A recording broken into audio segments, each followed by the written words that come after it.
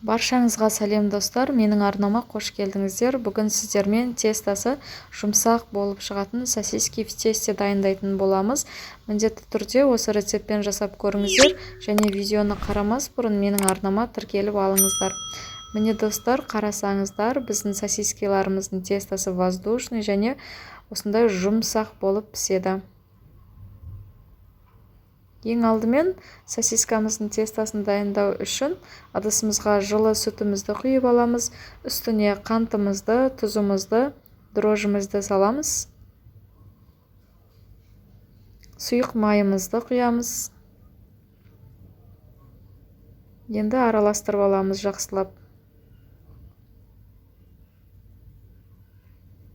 Үстіне ұнымызды електен өткізіп салып, қамыр елейміз жұмсақ етіп. Алдымен осылай араластырып аласыздар.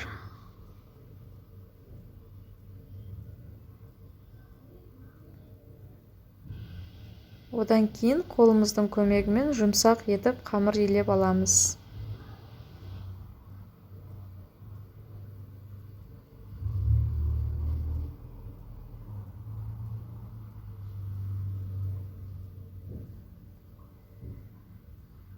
Достар, осы рецепт бойынша жасасаңыздар, осы қамыр бізге 12-14 сосискаға жетеді. Сосиски в тесте жасауға. Егер де сіздерге көбірек керек болса, осында жазылған ингредиенттерді 2 есе етіп қосып жасасаңыздар болады. Біздің қамырымыз уже дайын болды. Енді 1,5-2 сағатқа жылы жерге қойып қоясыздар. Менің қамырым 1,5 сағат тұрды. Өте жақсы көтерілді, жұмсақ болып. Енді қолымызға сұйық майымызды құйып, майлап аламыз. Ұн себудің қажеті жоқ. Сұйық май тигеннен кейін қамыр өзі жабыспай, әдемі болып алынады. Қамырымызды қойып, осылай сұйық майды бетіне тигізіп жағып аламыз. Сонда қамырымыз үстелге жабыспай, жақсылап жайылады.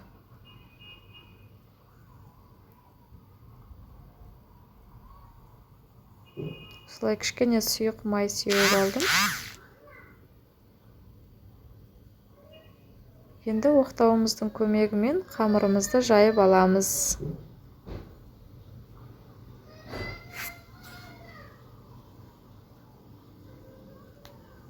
Қамырларыңыздың жұқалығы, қалыңдығы 3-5 мм болады шамамен.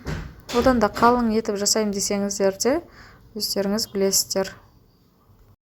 Міне мен қамырымды жайып алдым. Енді осылай бірнеше бөліктерге бөліп, сосискаларымызды осы қамырға орап шығамыз.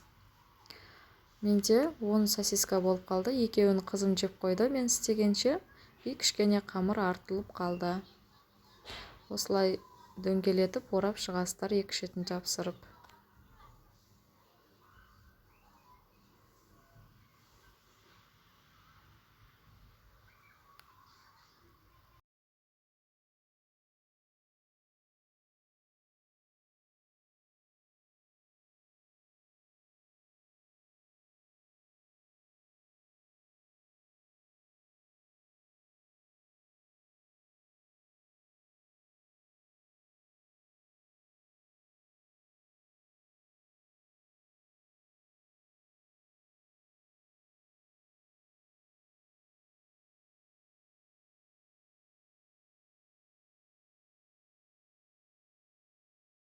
Міне достар, біз сосискаларымызды қамырға орап алдық. Енді үстіне жұмыртқаның сарысын жағып, қызып тұрған пеште 30-40 минут пісіріп аламыз. Мен 30 минутта пісіп қалды менің сосиски в тестелерім. 150 градуста пісірдім. Егер сіздердің пештеріңіз жақсы қызатын болса, егер де қалыпты жағдайда болса, онда 180 градуста қыздырыңыздар. Менің пешім тез қызады. Міне біздің сосиски в тестелеріміз уже дайын. Өте жұмсақ, пышный болып шығады. Міндетті түрде жасап көріңіздер. Егер видео ұнаған болса, лайк басып, комментарий қалдырыңыздар. Және менің каналыма тіркелуді ұмытпаңыздар.